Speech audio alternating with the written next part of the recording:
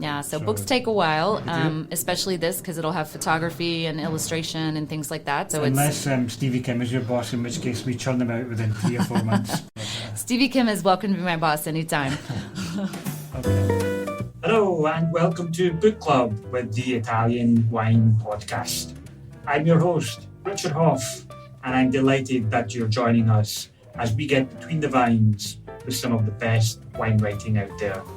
So sit back, pour yourself a glass, and enjoy the show with the Italian Wine Podcast.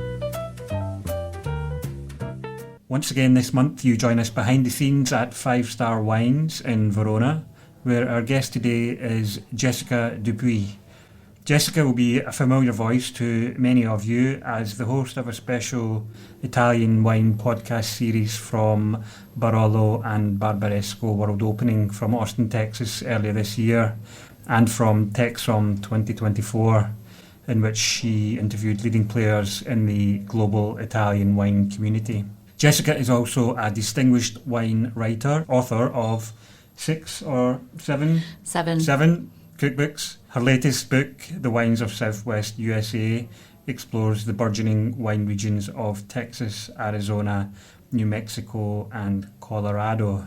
She's currently working on another exciting project focusing on Italian wine. Hi, Jessica. Hi, thanks for having me. It's a pleasure. How are you? I'm doing all right. Just finished tasting about 90 Italian wines, so I'm feeling spry. Good. That's a perfect way to prepare for an interview on the Italian Wine Podcast. Absolutely. So I want to start, and we'll come back to obviously your role as a judge here at 5 Star Wines, but I want to start just by exploring a bit about your background in the world of wine and food writing. You, like me, have a degree in history. Yes. I think you actually graduated the year after me, if I have understood correctly from your LinkedIn profile. Maybe, but we don't need to talk about that. We won't need to talk about how long ago that was. So with a degree in history and then a master's in journalism, what was it that drew you to the world of food and wine? Well, it started with food. What drew me to it is my mother used to put me on the counter when she was cooking at a very young age, and I loved watching and I loved tasting. And over time, that evolved into watching my parents cook and wanting to participate in that. So for whatever reason, the curiosity of taste and creation came together. In college, I put a challenge to myself. Hey, you can cook the way that your parents do, but how do you figure out how to cook the way that professionals do? And so I actually started getting subscriptions to some of the big deal gourmet magazines, and in college would challenge myself every month to create a dish from there that seemed intimidating. And so I'd invite friends over. I kind of encourage them to bring something too. But for the most part, I would just really kind of force myself into uncomfortable places when it came to food and hopefully could create something. That evolved over time to when I was working for a magazine in Texas, which is called Texas Monthly Magazine.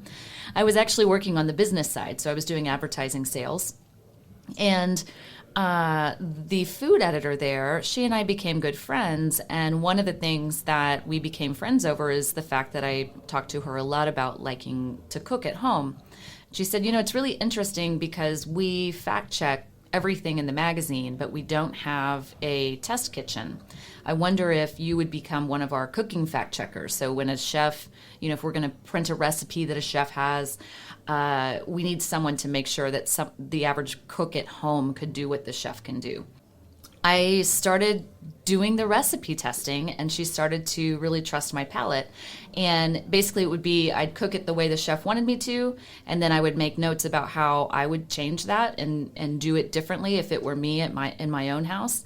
And that evolved into her trusting my palate enough to start becoming a dining guide reviewer, so a restaurant critic.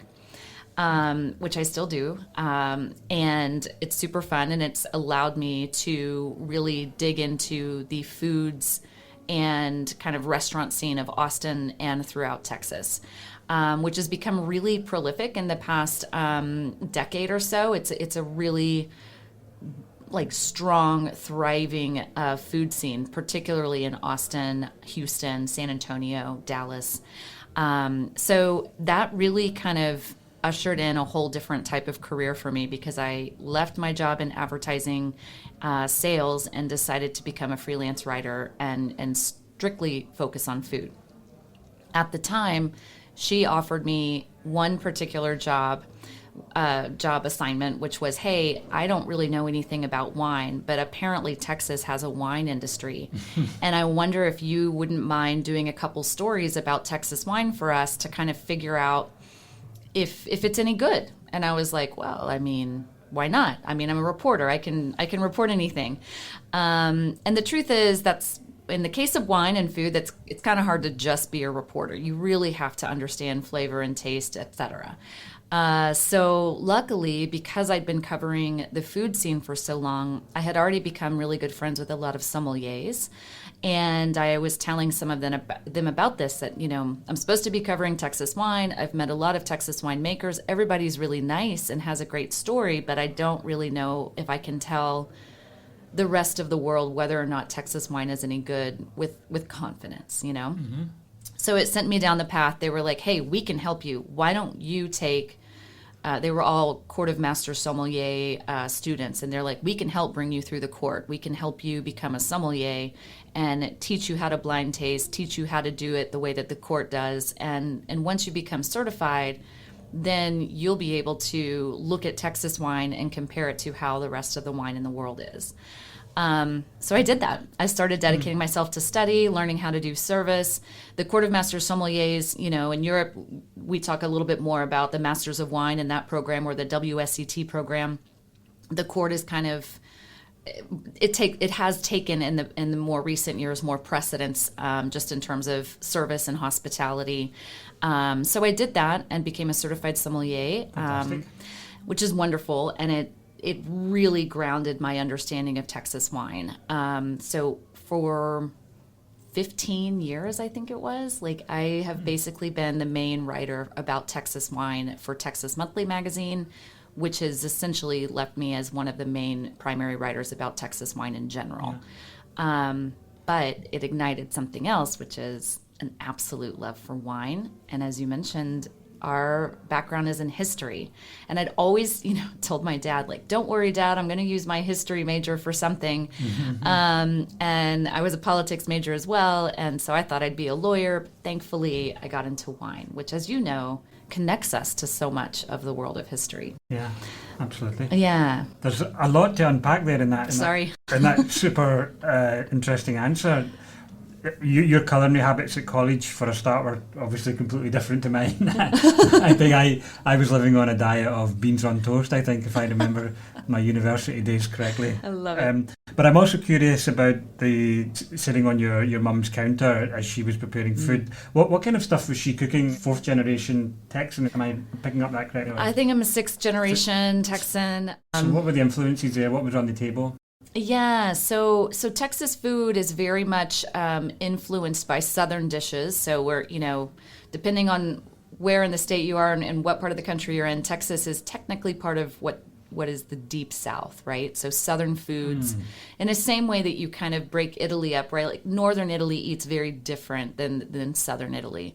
And the ingredients are very different. And so that's very similar in the United States. Texas in particular has its own sort of cuisine and food ways, if you will. And so for her, it was mainly, you know, ragouts,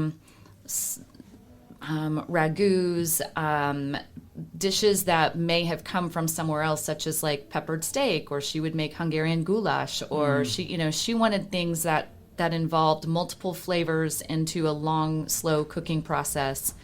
And really kind of making sure that her biggest thing was making sure that there were, you know, 3 things on the plate: something green, something protein, and then, you know, something else like a starch, like potato or corn or something like that. So she was a simple cook, a basic cook, if you will. She wasn't trying to do fancy haute cuisine. Mm-hmm. But she was a good cook. She understood flavor, and she still does. She still cooks quite a lot for us today.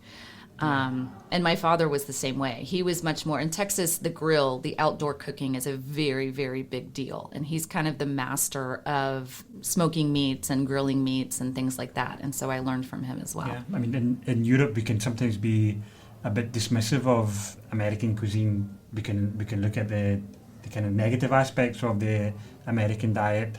But I know recently I've had Mike Madaio on the show. I've spoken to Steve Hoffmann, and both of them are fantastic on the richness and the diversity of the American cuisine and the regional diversity as well. And you've published Yes. fantastic, lavish cookbooks Yes. on a range of different aspects of that. Yeah. Maybe give us a flavour of that aspect of your work. Yeah, absolutely. So I'm glad you touched on that. So I can't speak for all of American cuisine, but as we all know, and as many people talk about, America is kind of a melting pot of multiple different cultures, right? And there was a long time ago when a very popular Southern magazine, it's a national magazine, but it's called Southern Living. It's a lifestyle magazine that has always focused on all things Southern. So the cuisine, the fashion, the way of life of Southern states. And they approached me and said, hey, listen, we do a lot of cookbooks in addition to our magazine, but we've never actually done a cookbook on Texas. And so we'd really love for you to write that for us. I'd already done a few cookbooks already, so it wasn't out of the blue. And they said, so could you write a book on Tex-Mex for us, which is a hybrid of Texas Mexican food. We're right on the border of Mexico. And so we do have a cuisine that is called Tex-Mex. And I said, well, sure. I mean, we can, but you're going to isolate a lot of people in the state because not everyone only eats Tex-Mex. If you look at our state, we weren't all about Mexico. And so this is where I'm going to pause real quick and remind everyone here that the entire state of Texas, geographically, is larger than the entire country of France. Yeah. Okay? And so if you think about that, think about how France eats. What they eat in Alsace is very different than what they eat in Bordeaux and what they eat in Champagne, and it all comes down to wine too. The Rhone Valley or southern France. It's all very different, and it's because it's all very influenced by whatever culture is settled there over centuries. And it's the same with Texas. So in East Texas, we hardly ever see, or the majority of that food is more influenced by southern cuisine rather than jalapenos and spicy foods. It's much more mashed potatoes and fried chicken. Whereas in West Texas, it's very much impacted by the influence of cowboy culture because it's a big ranching scene out there. So it's big beef, always, smoked or grilled or something. Whereas on South Texas, it's more influenced by Mexico. So et cetera, et cetera. Yeah. I think from one of your articles, I took a bit of a deep dive into your body of work, which is really, really fascinating. Some really amazing stuff. And it was a cab and a slab. A cab and a slab. Which actually I think sounds fantastic. Yeah, well, what's better? In Italy, it's go wrong with that, yeah. I mean, you have bistecca alla Fiorentina in Tuscany, and of course, what's better than Chianti Classico, So this was a particular story about Cabernet Sauvignon and steak, which in the city of Dallas is kind of king. Yeah. We have, each of our big cities have different culture to them, but Dallas is the steak capital, really. And as a result, you have people there that really love their big reds, and Cab is kind of at the top of that list. So I wrote a story actually about how they've got a great wine scene and that it's beyond just your average Cab and slab, even though that's fine to love. But yeah, that's very Texas. Yeah. So moving on to wine, I mean, you've already mentioned just how big this region is that we're talking about, and that's just Texas. Yeah. So you took on this task of writing a book about the wines of Southwest USA, which includes Texas, New Mexico, Arizona, and Colorado. So that sounds like a pretty enormous task. It is. It's interesting. It's pretty enormous. I mean, most people, when they associate or even think about American wine, the first thing that comes to mind, especially if you're not from America, is California. Yeah, and that's rightfully so, right? Napa, Sonoma. and then beyond. And then maybe people have heard about Oregon wines or Washington wines. But what many people don't know is the way that Vitis vinifera even came to the United States was because of Spanish colonization, which means that it came up through Mexico into the first two states that border Mexico, Texas and New Mexico. And so we had Vitis vinifera. I actually did a story for Imbibe magazine recently about the story of Listan Prieto, which in Texas, Mexico, and North America became known as the Mission grape. And it moved its way up to North America that way through Texas and New Mexico in like the 1620s, and moved down south to South America, becoming Criolla Chica in Argentina and País in Chile. And so it's a fascinating story of this one grape kind of really becoming the discovery for the new world of Vitis vinifera. But I like to remind people of that too, because we had Vitis vinifera growing and proliferating, quite honestly, over 100 years before California even had it. And that's just by virtue of people not getting up to California yet. But it's something to remember in terms of our origins and our vineyard and viticulture origins. And then there was a crash. Then what happened? There was prohibition. Yeah. So natural disasters happen, massive floods through the Rio Grande Valley that wiped out a lot of vineyards. That's one of the things. But then prohibition really stunted more than just growth of vineyards in America, in my opinion, and I'm not alone. Prohibition stunted a developing culture of wine in America. So whereas I feel like in Europe, totally in Italy, you have a culture of wine in which people are growing up with generations of, there's always a glass of wine on the table, whether it's a small little, kitchen glass or an actual beautiful Riedel glass, right? It's always around. And Prohibition stopped that for American culture, and therefore it prevented what I think we miss now, which is we're not growing up with wine on the table, so to speak. And so that's, to me, the unfortunate part in our overall culture. Okay. And are we witnessing a revival in Southern America, in Texas? Let's focus in on Texas, just to get that question slightly more focused. Are we witnessing a revival in fortunes? What can you tell us about wine production in Texas? Yeah, so in Texas, Texas is technically the fifth largest wine producing state in the country. That's just by virtue of the fact that it's large, but it doesn't necessarily have the largest grape growing regions, right? So in terms of actual production, so we maybe have 7,000 acres of grapes planted. That's in comparison to more than 600,000 acres of what California has planted. But that means that the rest of the states that are under us in production have even less, right? And that's just because people haven't believed that they could grow grapes in the way that California does for many, many years. Texans have been pioneers of trying to do vineyards for a long time.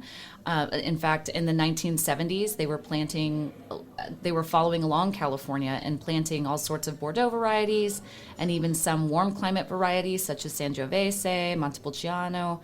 And more, I would say, probably in the past 10 to 15 years is when we've seen some real pivotal changes in the quality and production of the Texas wine that we're seeing. And so we have some really great key players who have realized we need to not follow a Bordeaux model. We're Texas. We're at a parallel that doesn't work for that. Our soils don't work for that. Our climate doesn't work for that. But you know what? We should be mimicking places like the warmer parts of Italy, Portugal, Spain, southern France.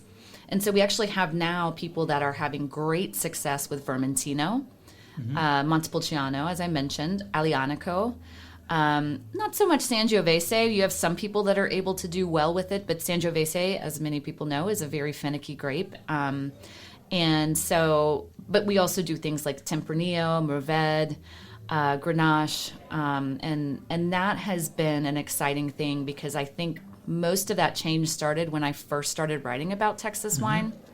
So I feel like I've got in early on a very strong evolutionary part of the industry. Absolutely. Yeah. This is something we touched upon, or I touched upon with Robert Joseph in our last month's episode, what it feels like to be part of an observer or even a participant at the beginning of a particular movement, as he was in the European wine scene in the 1980s. Yeah.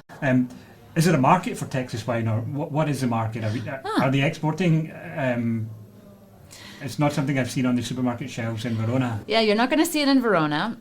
We are very, very welcoming people in Texas, so please come and try it there.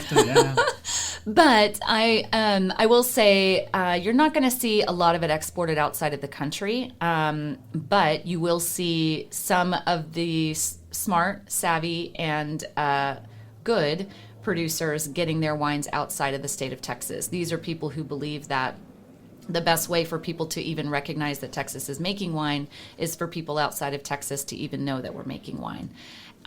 So we do, as mentioned, with only 6,000 or 7,000 acres, we're not producing a great volume of it, but we are seeing more and more people who are starting to market it wisely and try to not have it all consumed in the state. Okay, very interesting. I want to shift focus to the Italian wine scene. This, after all, is the Italian Wine Podcast. Yeah. I gather you've been spending an increasing amount of time in Italy. What is it that's drawing you to Italy in recent years? And what styles or what regions are of particular interest to you at the moment? So, as mentioned, as food can bring you close to history, wine brings you close to culture. So for as many years as I've covered Texas wine, I've also evolved and freelanced for multiple publications outside of Texas to cover the world of wine. So I've traveled everywhere from South Africa and New Zealand to all over Europe, and I do it frequently. And I'm always looking for stories of people or stories of people who have really great ideas. So I locked into Italy, not so much just because it's Italy and beautiful, but because I started listening to someone on 2 or 3 different occasions that I had met him and realized that there was something really unique about the way he was talking about wines. And so it piqued my curiosity in understanding Italian wine more. So that kind of started to happen independent of that. But then it eventually developed a relationship with this person to try to understand how his vision of Italian wine could be understood by people outside of Italy. And that is something that I think is really important, is that, being American, I can only speak as an American, but we hear about Italian wine through regions, right? Like Barolo has global recognition, Brunello di Montalcino has global recognition, Chianti Classico, but not every single region in Italy is very recognized yet by all Americans. I mean, even wine collectors, there are people who may know about Brunello di Montalcino, but don't know that much about Abruzzo, right? And so I think that I've been fortunate in the past 2 years or so to be able to do a deep dive and figure out different ways to communicate to people.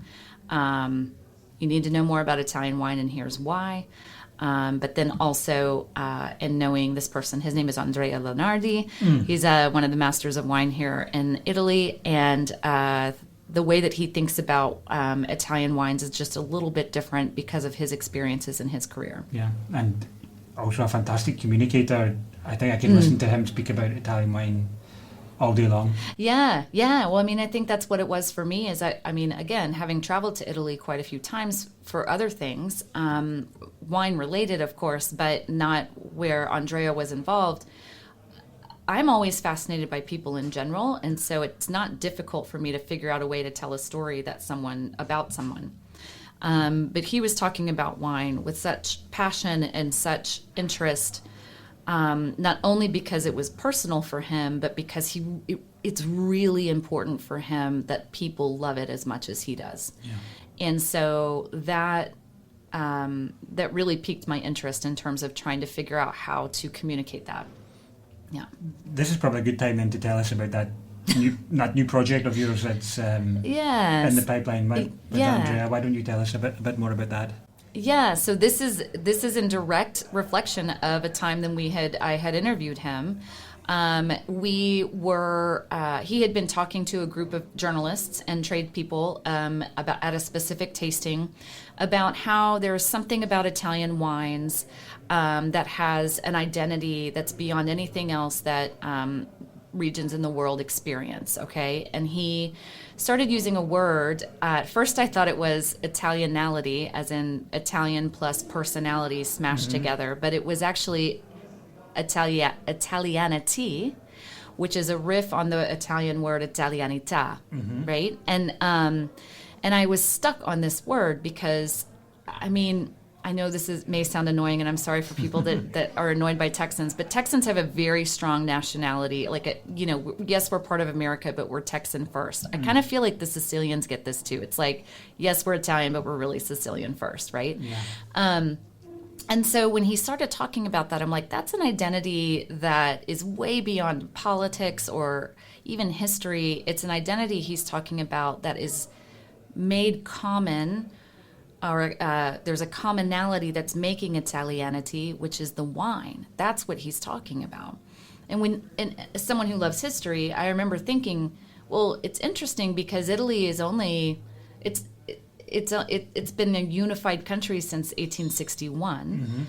Before that, it's very, very regionalized, and even still is regionalized in terms of people's identity. Like you're either Piemontese or Tuscan or, Sicilian. Veronese. Yeah, Veronese, exactly. Yeah. And one of the things that he was really passionate about was that one thing that definitely brings us all together is the Italian wine.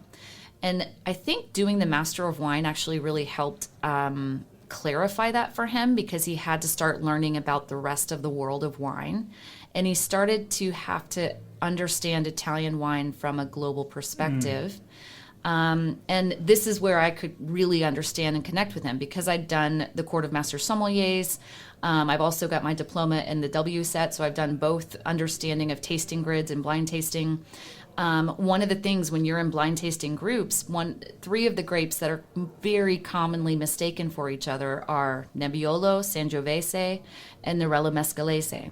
Now, that's definitely happening when you're first smelling and tasting these wines, and you're like, okay, I know this isn't Cabernet Sauvignon, I know it's not this, I know it's not that, but you start to narrow your circle. And a lot of time what's happening is you're thinking, I might be in Nebbiolo, maybe it's a less ripe or, lower alcohol Nebbiolo, or maybe it's a really high alcohol Sangiovese, et cetera, et cetera. You may not be able to quite get the region right off the bat, but you will say to yourself, I don't know what region I'm in, but I know that this is an Italian wine. And that is something that I find, even today doing the judging with the 5 stars, like there were things that I tasted today that I'm not as familiar with, like Bericone. And I was like, gosh, this wine just tastes Italian. And I can't tell you how many people I know in the sommelier world in the U.S. that say stuff like that all the time. But you don't say, I don't know what wine this is, but I know that it's French. No, you're either in Bordeaux or you're in Burgundy or you're in the Rhone.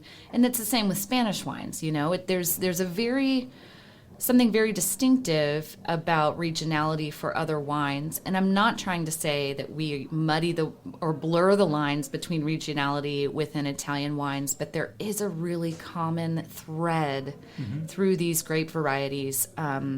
And I think the same thing is true of the white wines. And so we got together. I was like, I just feel like you're onto something here, and you should really dig into it. And if you think about people like Attilio Cenza, this is stuff he talks about too, that there's an anthropology and a culture to our wines that is something we should not avoid or take for granted. And so we've started going on this journey to figure out how to define the culture of Italian wine. This is not a book that'll be an academic book on every single region in Italy.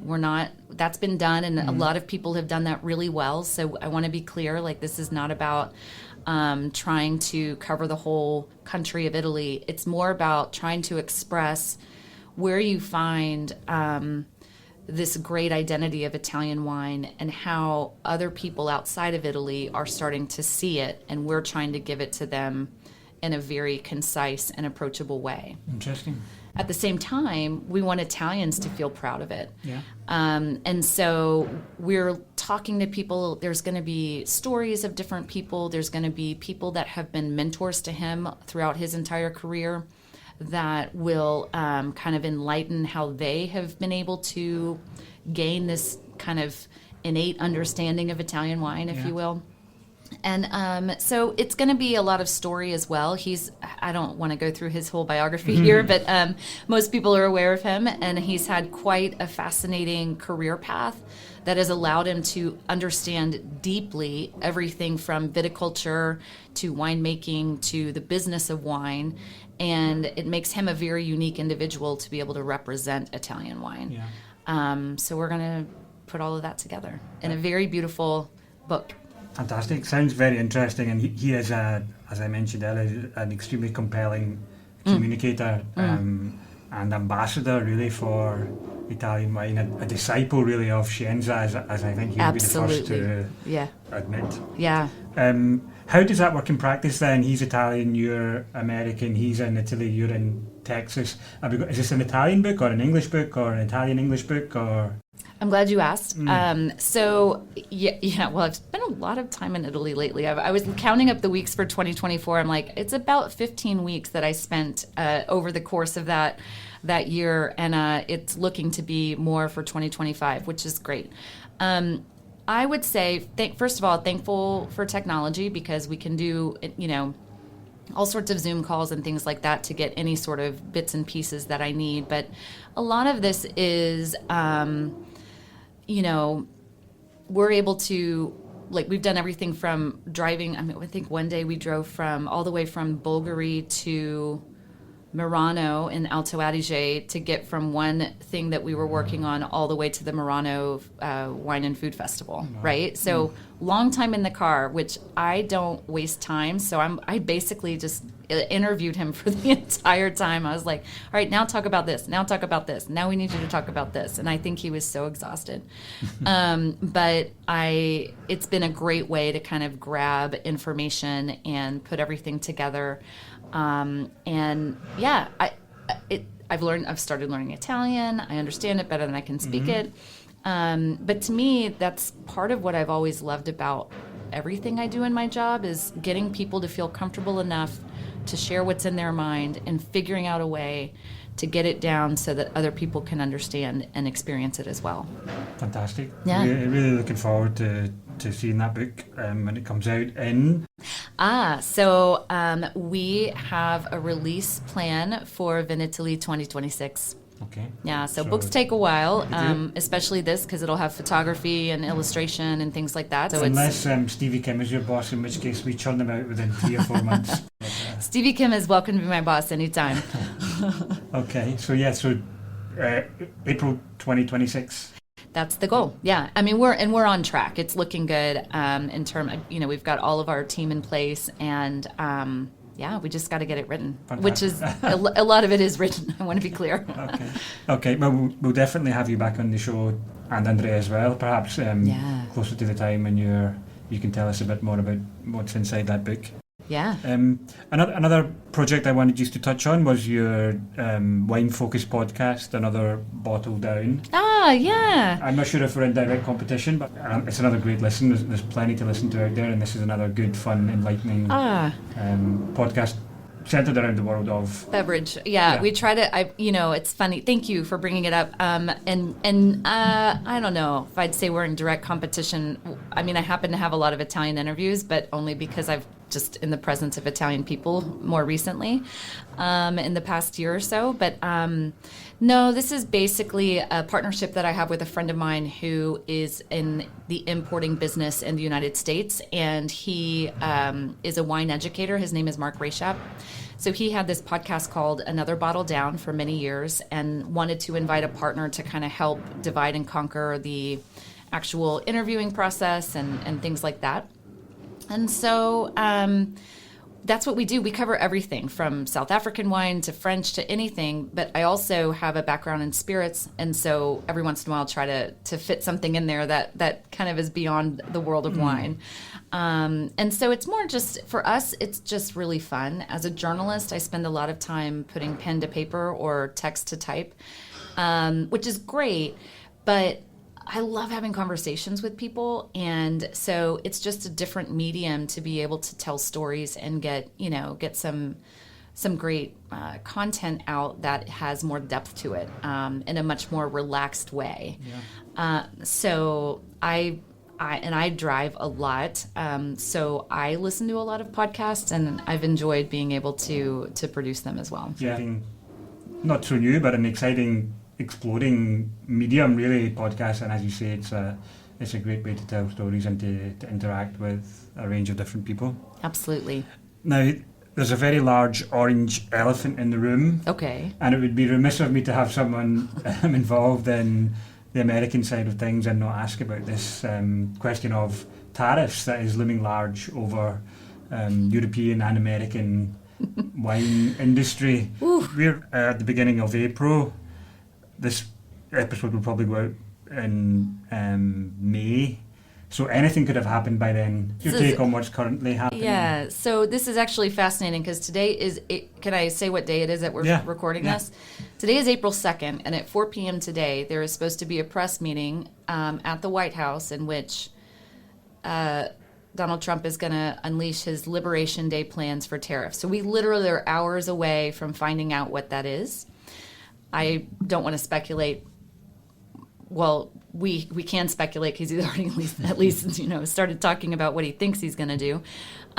So I won't get into that, but I will get into the fact that we are in a really dangerous situation for the wine industry in the United States when it comes to tariffs. And I've actually, if you're willing to put, I did an article on this for Forbes in the show notes, and that I really tried to break down in the simplest terms possible why this is troubling for the industry. It's a fantastic article. I read that before coming into the conversation, so it really does set out not just the impact. Obviously, we're aware of the impact in Europe, but the impact for the whole American side of things as well. Absolutely. Yeah, I'll put a note to that in the show notes. Yeah, that would be great. And there are I want to be clear too. I have plenty of wonderful colleagues who have also covered this as well. So please just look it up. There's some really great stories out there that try to break it down. But the biggest thing is this. Me personally, as a wine lover, as an Italian wine lover, I'm going to be heartbroken if we can't get wines into Italy, and I'm going to be heartbroken if we can't get Italian wines in the United States, and I'm going to be heartbroken for the Italian wine producer that may not be able to get their wines to the United States. But this is much bigger than that. It's about the fact that for every $1 spent to an Italian wine producer, $4.52 is spent within American wine business, right? So that's the importers, that's the distributors, that's the retailers, restaurateurs, etc. And what that means is, unfortunately, since Prohibition, our country has had what's called a 3-tier system in place, which means you can't sell wine from Italy unless you have an importer, and the importer can't sell wine to a retailer or restaurateur unless they have a distributor. And then that distributor has to be the person that gets it to the retailer or restaurateur in order for an actual consumer to purchase the wines. It's ridiculous and it's antiquated, but it's not looking like it's going to change anytime soon. And as a result, you have multiple people taking a little piece of the pie when it comes to the actual sale of wine in the United States. And so these tariffs, I don't want to try to tell people what they should probably already know in our leading administration. But what this really means is that this is very devastating for business in the United States. It means importers can no longer bring wines over, which means they start to evaporate. We no longer will have importer companies, right? Yeah.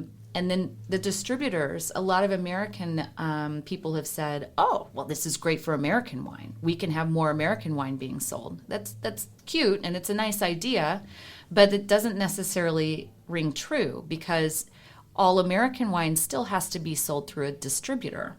And distributors are going to start drying up because the majority of what they distribute is European wine or wine from other parts of the world. And their labor force is built on humans that help distribute that wine. Well, if there's less of a majority of one of their areas of sales, they're going to start laying people off, and they're going to start becoming smaller and smaller. And many of them may not even make it. Yeah. And so we're talking about more loss of jobs in the United States, more loss of opportunity for even American wines to get distributed from California to Virginia or North Carolina, et cetera. And those are the things that people aren't seeing quite yet, but it is definitely going to be a ripple effect. Yeah. I mean, it doesn't take a genius to work out that the impact on the American ecosystem, the ecosystem that surrounds the wine industry is going to be utterly devastated by this. I mean, we can already see, looking at Canada and how they've responded to punitive tariffs, that this doesn't end particularly well for anybody. Well. No, it doesn't end well. And that's the thing, too, is it's going to change our retail and restaurant environment, too, because an Italian restaurant in Austin, Texas, let's talk about one that I love called Sammy's. They sell Italian wine because they're an Italian restaurant, right? They're not going to start selling Napa Valley Cabernet to go with their Italian cuisine. It just doesn't, that's not what they want to do. Yeah. And it's not what their customers are asking for, right? But one of the things that's really hard is that the margins in a restaurant are really, really small when it comes to food. And so they rely heavily on great wine lists to be able to sell wine that gives them a bigger margin and a bigger profit to be able to stay in business. So these smaller, high-end, nice, family-owned restaurants that really have focused on wines outside of America, and they may even have a mix of some American wines, but the point is, the less selection that they have to offer their guests, the more dried up that business is going to become. And so it's just from multiple different directions. It's extremely short-sighted, and I don't know. But if this is airing in May, I would love to.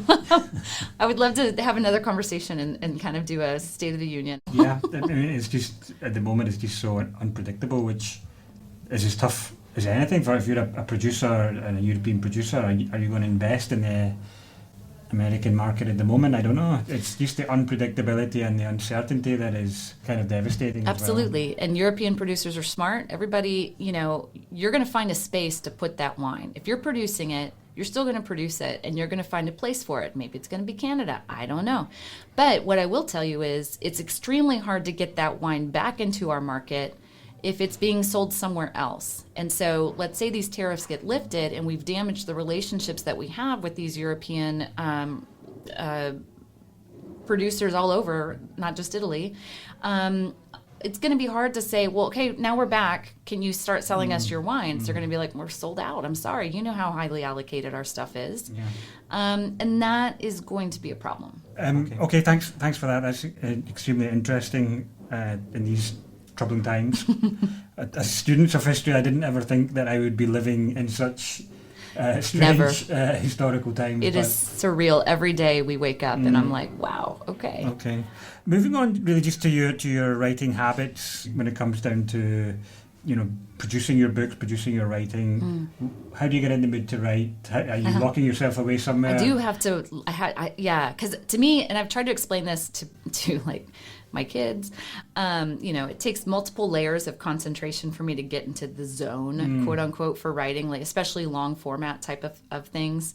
And so, I can get there, and all of a sudden, if like the dog is asking to go out, that concentration is broken, and I'm all of a sudden, having a hard time. So I like to tell people the story about how when I was writing the wines of the Southwest, it's right when COVID happened. And so I thankfully had done all the traveling and research, but I was on deadline to do the writing part. And then all of a sudden the world shut down, which means that my kids were at home during the day, and they were having to do school at home, just like everybody else. And I realized there's no way I'm going to be able to write a book and be overseeing the education of my children. So that was an example where I would get things done with them during the day. I'd cover emails. I was able to do that kind of work. But basically at 9 p.m. every night, I would say, I'll see you guys later. And I mean, they would be in bed by that time. But I would work at least until 2 a.m. every night. Wow. Just because it was silent. Mm-hmm. I didn't have anyone bothering me. And I just, treated it like being back in college when you pull all-nighters to do study for a test.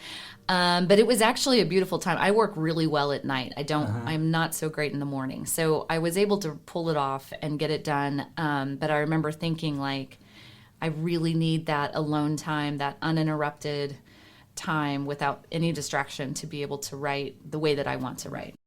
Yeah. And COVID was that strangely productive in some ways period as well. I actually published a series of diary entries which from Verona during lockdown, the trials and tribulations of daily life when you're trying to homeschool and exercise and work and stay sane and not panic about what's happening on your immediate vicinity, but also back home in the UK as well. So quite a strange time, but also a funnily productive time in some ways. It's as well. true. I mean, and here we are today, and I feel, more engaged than ever. So I think that that's kind of hopefully a positive thing that came out of all of it. Okay. Any advice for aspiring wine writers? A couple of things. I mean, it helped, I've studied a lot for different certifications, and I like to remind people that I don't really care that much about letters behind my name,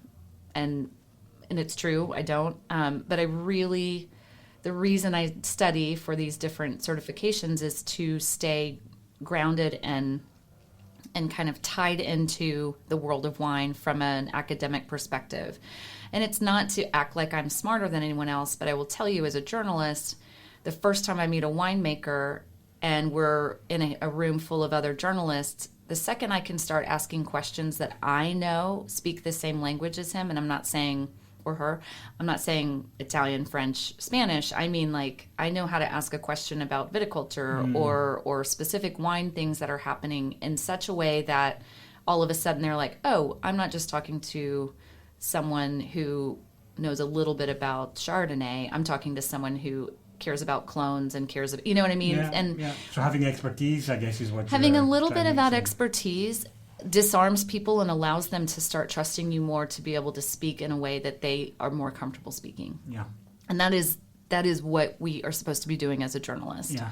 So one thing I tell people all the time, I speak on occasion to the journalism school at the University of Texas, and have done this in a few other places where it's, hey, so you want to be a wine writer? Let me tell you how to do it, kind of thing. And one of the things as a classically trained journalist, so my master's is in journalism, is if you're freelancing, you have to see yourself as a producer of something, but that you're producing something for a client. And the client is actually your editor or the publication that you're writing for, not the actual reader or the subject, and certainly not yourself. And so you have to trust and understand who the editor is and what the publication is to be able to pitch the story to them, and then understand who their reader is and what they're trying to communicate to their reader, who their audience is. And so you're working as a vendor for them, right? Not as a romantic who loves writing and loves the written word and wants people to hear their words, and wants, all of a sudden, if that's the case and it's about you, it's no longer about the story, the subject, or the people that you're writing for. So that's something I like to remind people, that it's lovely if you are an amazing novelist or a creative writer, there is a place for you in this world, and definitely don't give up. But in the world that I am and the things that I do, it really, really matters to me that I'm not in the way. It matters to me that it's about the people that I'm writing about, or the subject matter that I'm writing about, and then hopefully making sure that the people I'm writing it for, getting paid by, that I'm following that assignment and doing exactly what I've been asked to do. Okay. Good advice. Thank you very much. Yeah, no worries. I'll take that on board as well, because I come from the opposite spectrum, which is the kind of the bluffers guy. No, and there's space for that. But I mean, more and more, the more people that say, yeah, like I want to do exactly what you do. I'm like, okay, I need you to know that it didn't start out from a whimsical way. Yeah. I had to be serious, really quick. No, absolutely. There's no substitute for genuine hard-earned expertise and and knowledge. What about reading for pleasure then? How do you take your mind off the serious world of wine and food and wine writing? What do you read for pleasure? What's on your bedside table? Well, there was a time in my life when I was never without a book. I loved fiction. There is a time in my life, which is right now, in which everything I'm reading is about wine. It's just, if I have time to read, it needs to be about whatever my subject is, because I'm on deadline for a lot. But again, I mentioned I have kids, and that's actually really helpful, because they're at the age where they're reading literature now that's like real literature, not children's books, right? And so one book that I did just get onto my side table is one of my favorite all-time books. It's called To Kill a Mockingbird by Harper Lee. And it's very much a snapshot of the American South during a very troubling time in our history. And the main character it's told from the perspective of a young teenager, preteen, who is in awe of her father, who is this great attorney. His name is Atticus Finch, and he defends somebody who is on trial for something that they didn't do, and that's all I'm going to say. But no spoilers. What's no that? spoilers. No spoilers. Yeah. But I'm someone who believes deeply in justice, and as someone from a very young age, I'll never forget reading the book, seeing the film, which has Gregory Peck and Robert Duvall, and it's just a fantastic film. And so when my son came home and said, "Hey, we're about to read To Kill a Mockingbird," I'm like, I am going to read it alongside you. I'm gonna like hope that you love it as much as I do. But fantastic. yeah, It's a stone cold classic, and even growing up in the UK, it was also a set text at high school. So really influential and important book. Good. Yeah. I'm reading a book at the moment called The Ghosts of Rome. It's published quite recently by Joseph O'Connor. Yeah. And it's a kind of World War II thriller set in Rome with the Vatican and spies. Like and historical fiction? Historical fiction, yeah. Very much historical fiction. Totally. That's up my alley. So let me know how it is. Okay. I'm at the early stages. I find it increasingly difficult to devote time to reading purely for pleasure. Very much into audiobooks at the moment. Same. I used to fall asleep though after 10 minutes and have to keep listening to the same part over and over again. But I do try and carve out a little time in my day where possible for an actual reading just for the sake of reading. Yeah, to help your mind escape a little bit. I get it. Okay. What about your plans for this summer? Coming up? So one of the things that I do every summer with my family is we've done this for a few years now.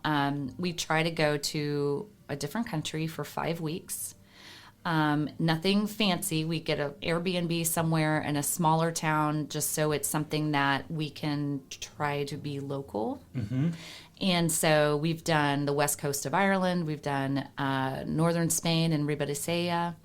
And last year we did Lake Garda, so let's say. And then this coming summer we're doing Murano in Alto Adige. Oh, wow. And so the goal is, eventually we'll probably do a big city, but my kids have been kind of young up to this point, so we're wanting to put them in environments where we can say, hey, go down the street and get a gelato. Here's some euros, and we trust you to come, go do that and come back, and feel like even if you don't speak the language, the truth about humans is they want to be able to communicate with each other regardless of that. And I have found nothing but generous, kind people, absolutely throughout Italy and other parts of Europe too, where it's like they think it's great when you're just humble and willing to say, hey, I'm so sorry I don't speak your language, but can I, can we work together here?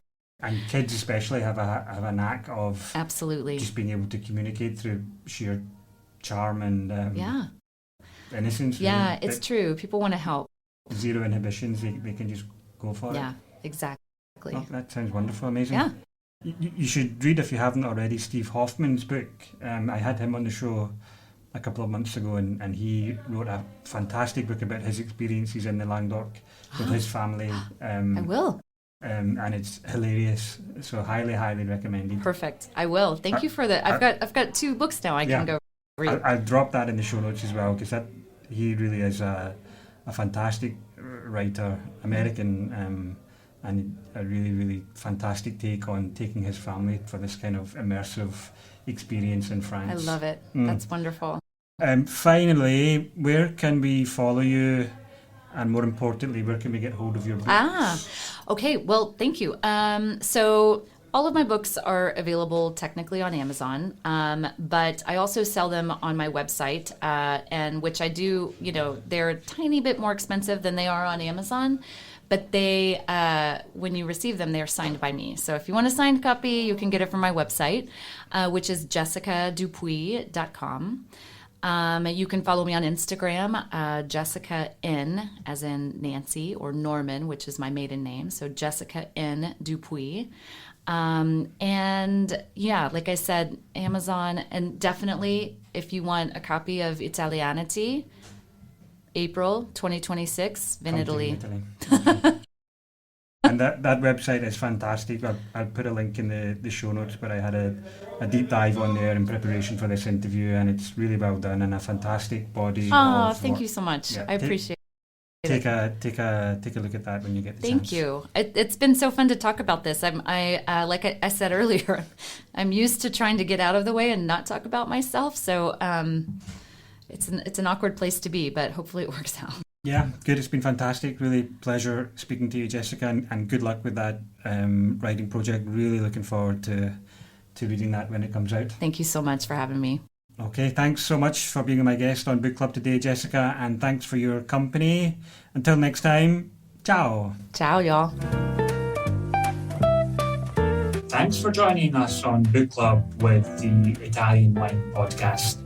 Tune in again next month when we'll get between the vines with another great wine book.